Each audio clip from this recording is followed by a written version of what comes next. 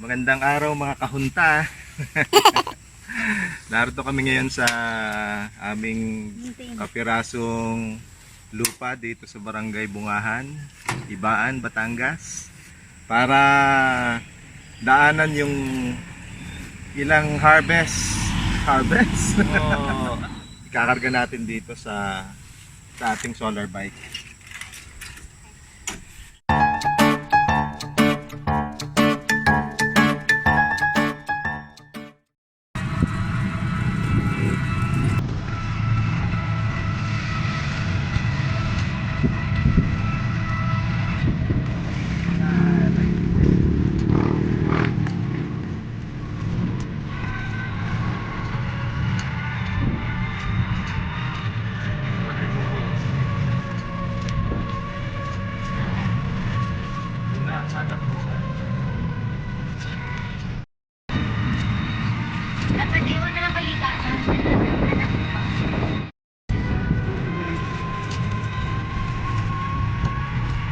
Akala pang beautification lang.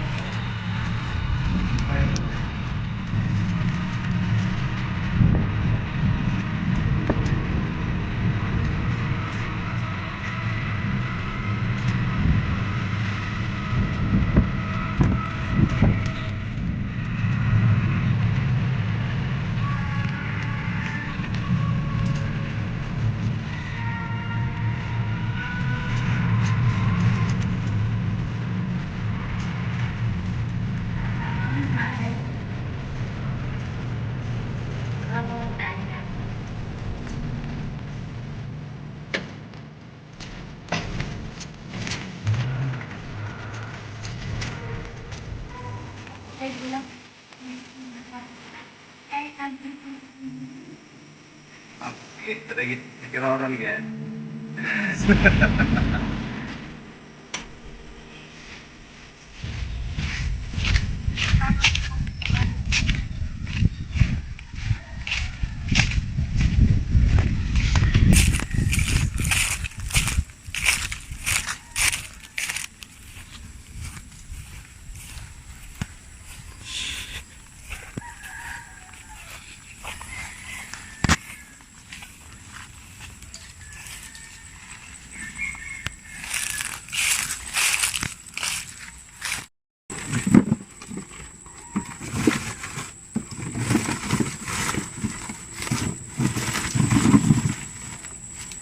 Kuya Pula, yan lang ang kabote. Si Kuya Pulo Barsa ay kamag-anak namin at siyang tumitingin ng aming lupa rito.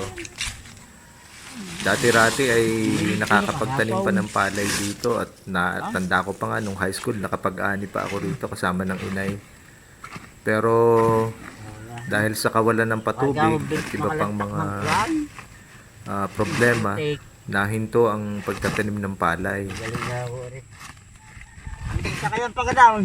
May isa pa ho. Ay siya, naroon pa. Paano yung humingi sa akin na saging?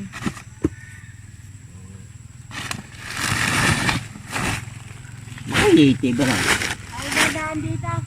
Ha? Dadaan ho dito. Hindi mapaparite ka hindi. Idaan-daan mo na yung isang buwig. Oo, di dadaan namin. Kamote. Sa Batangas ay kamoteng bagin ang tawag.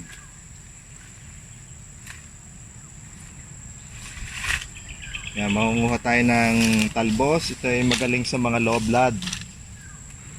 Yan.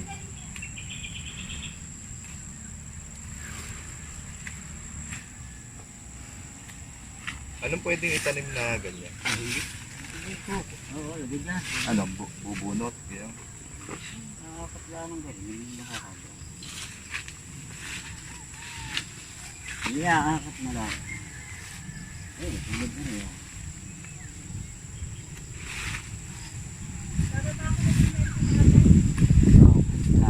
Mo. Yan na ang pwede itanim. Ay, ganyan. Dadami doon. Nagkakihati. Kasi yung basta may ugat na ganyan. Kahit walang ugat yan. Ugat. Okay, oh. Oo. Aray, katulad na rin. Alsin mo rin. Ikakambal mong gayaon. Dalawa ng dalawa.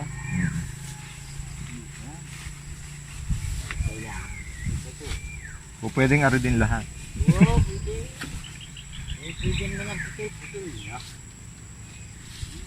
Kaya magtatanim tayo ng kamoting bagin dun sa baba, dun sa may ilog na nililinis natin.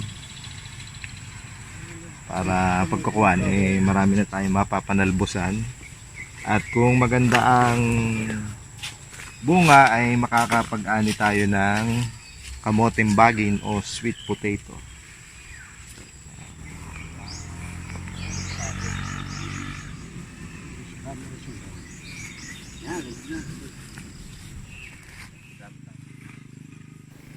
Sa pamamagitan ng mga bagong development sa agrikultura, hari nawang mapagyaman din naming magkakapatid ang lupang ito na minana pa namin sa aming mga magulang.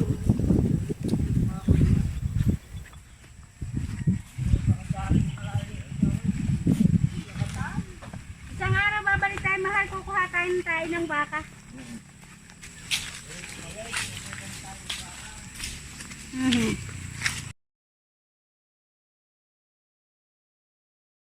Tayo natin. Ang tinapay na yan eh. Oo nga, kukuhanin namin. Lagi sa halaman. Ano muna ta? Itong kamote. Sagi na ibigay mo ron.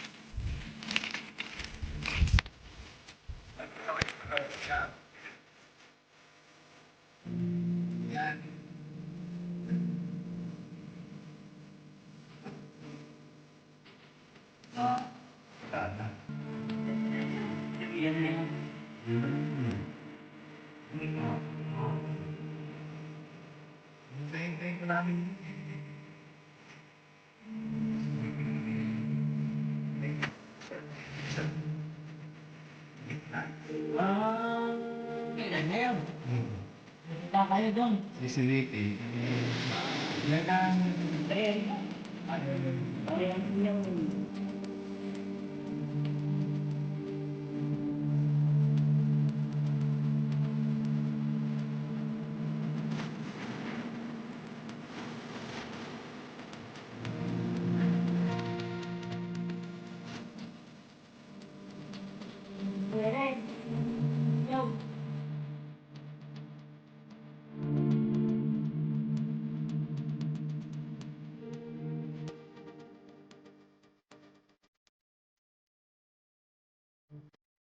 Sige. Bye-bye. Thank you. Thank you. Kumusta na ba? Kumusta na lang sa ating